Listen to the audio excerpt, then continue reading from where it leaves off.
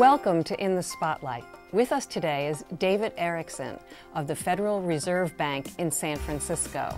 Welcome, David. Thank you, Jody. I appreciate it.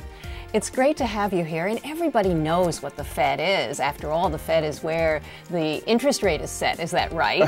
It's a big task, but what very few folks know about is what else goes on in the Federal Reserve. And you run the Center for Community Development Investments. Yeah. Could you fill us in briefly on the mission of that center? Sure. Well, if I could take a step back, the Federal Reserve gets headlines for interest rates, but it's also a bank regulator, and as such it enforces the Community Reinvestment Act of 1977, which really requires banks to lend back into the communities where they take deposits. And so it turns out that is a very integral part to this whole network of community development that revitalizes low-income communities. In many ways, the banks are the backbone of that system. And so our work as a regulator really is integral to this work of this larger effort, which is revitalizing low-income communities.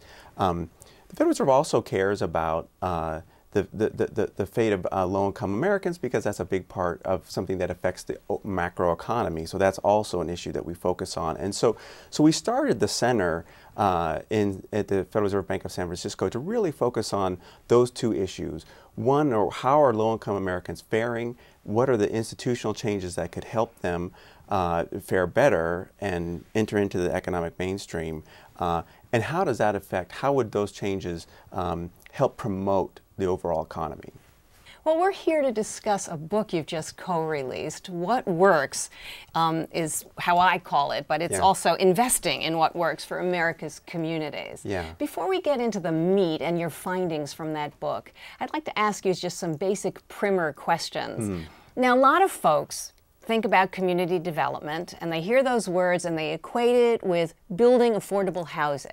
Yeah. Is that a fair judgment of what community development means, do you think? It is true that the community development is perhaps the most successful, best program and policy and set of institutions that you've never heard of. I mean, it really is. David. It's true. It's revitalizing communities all over the country, and everybody lives next to a neighborhood that's been revitalized by community development, it's been touched by community development. And the scale is large. I mean, there are now nearly 4,000 community development corporations, which is where we get our name from. That was an institution from the 1960s.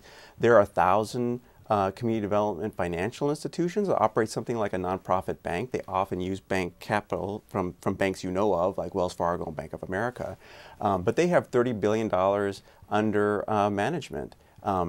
The amount of money that gets spent in these low-income communities to improve them is in the magnitude of between $60 and $80 billion a year. And so it's a huge program that is doing great work in revitalizing communities all across the country.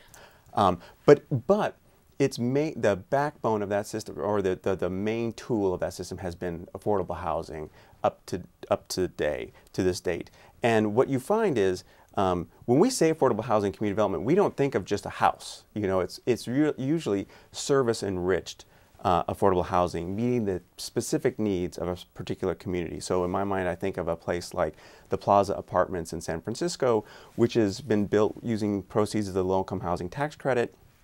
It houses people who are formerly homeless. It also has a clinic in it where case managers keep many of those residents have trouble with drug and alcohol abuse. They have trouble with mental illness issues. And so this is a housing project. I mean, it's housing, but it's also this service delivery system that keeps those people off the streets. Now, your book is focused a lot on poverty, per se. Why now?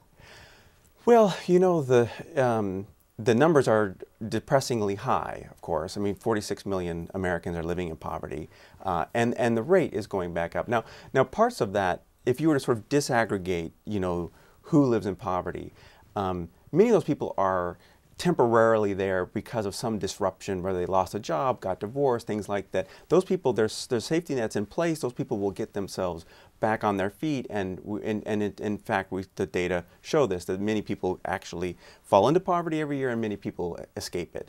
But there's another group that is really struggling in terms of they were born poor and their children are poor, and there's a system that's broken that keeps them trapped in that cycle. And that is something that I feel like we've learned so many things about what is working to break that cycle, and that's what really motivated us to focus on the book, is that we think we know enough now that we can make a difference.